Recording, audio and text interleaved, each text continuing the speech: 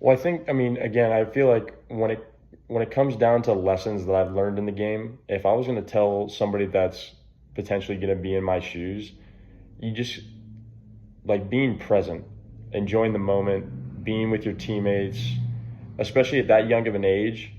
It's not necessarily about how good you are then. It's about, do you believe? Do you feel like this is something that you want to do?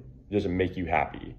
And then on that journey, right, you can continue to build upon the little wins, the little victories. Like that's how I like to think about it every day is like, did I get through batting practice? Like it's almost as simple as that. Like how was my batting practice? And then it's like, how was I as a teammate in that 1 hour window? Like those little victories help me build up confidence to be prepared for the game. So the lessons that I would want somebody to learn from that is don't don't make it be about, oh, did I have a 4 hit game? Am I the 13U MVP of perfect game? Blah blah blah, all that stuff. Like it doesn't matter. Like none of that stuff is relevant. No one's looking at that.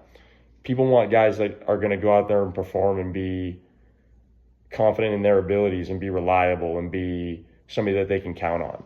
So again, those lessons are the things I take way more away from the game, and that I would want somebody to take away from what I'm saying is, wow, like this game teaches you a lot more about who you're going to be than like, oh, I'm physically gifted. Like, great, that's going to end at some point. And again, it's not necessarily about, again, it's not about being a high school All-American or a JV All-Star or anything of that nature. It's about being like, am I getting better? Do I like how I feel when I'm getting better? And that doesn't mean that it has to be some exponential step. Like incrementally is way better than just making some big jump and then plateauing and then not having the ability to continue on the path, because then you lose the love for it. Comparison is the thief of joy. Yeah, it is. Why do you still keep playing this game, and what makes you keep chasing the dream of playing in the MLB? Well, the reason, I mean, for me, independent baseball has been such a breath of fresh air for me, because when I was young, I didn't really get into the game because of thinking about the money or thinking about just being on TV. Like I love the game. I love the failure that comes with it. I love the work that is required to become great. So that's why I spend so much time chasing that dream of trying to see what the best version and what the most successful version of me would look like. So again, it never was about signing a big contract. It was never about, like, I'd play the game for free. Like that's the personal relationship that I have with the game. And again, I think the reason why I love it so much is it teaches me a lot more about life than I think a lot of other avenues have taught me. The lessons that I use to this day are mostly through the adversity that I faced in baseball, whether it be yesterday or 10 years ago. All those kind of, and I think Gary attested to this really well with making adjustments, is like you have to be willing to look at yourself in the mirror every day and say, okay, is this the best version of me? And the fact that I'm so obsessed with that, the fire to continue doing it for as long as I can, is still burning pretty, it's burning pretty rapidly. So again, it's always about trying to chase and see what I'm capable of at the highest level, for sure. What does a great teammate actually mean to you on and off the field? Wow, that's a pretty interesting question, because in pro ball, I think a lot of guys take it as the game is individual. Their careers are first.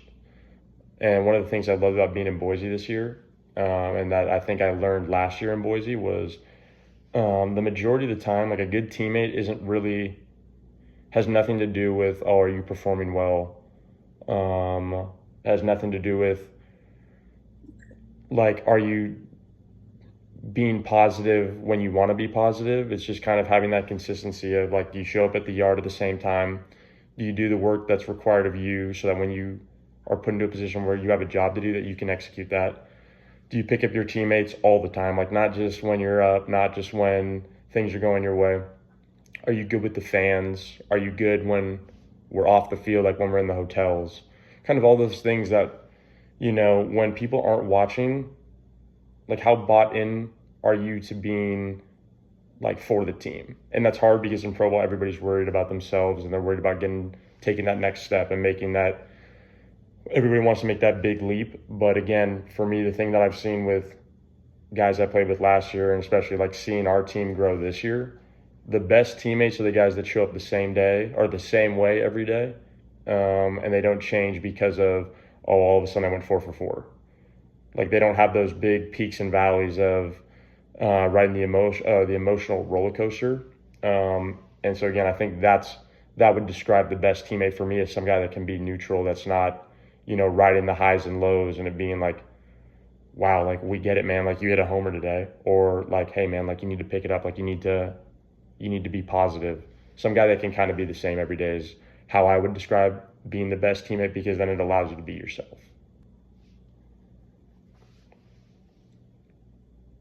How do you handle failure at this level, and what would you tell kids? What was the message you tell kids now to not be so hard on themselves? Well, I think the thing that I learned last year that was so important, obviously being last year was my first year in professional baseball, that made the biggest impact on me this year, is understanding that you have to embrace it.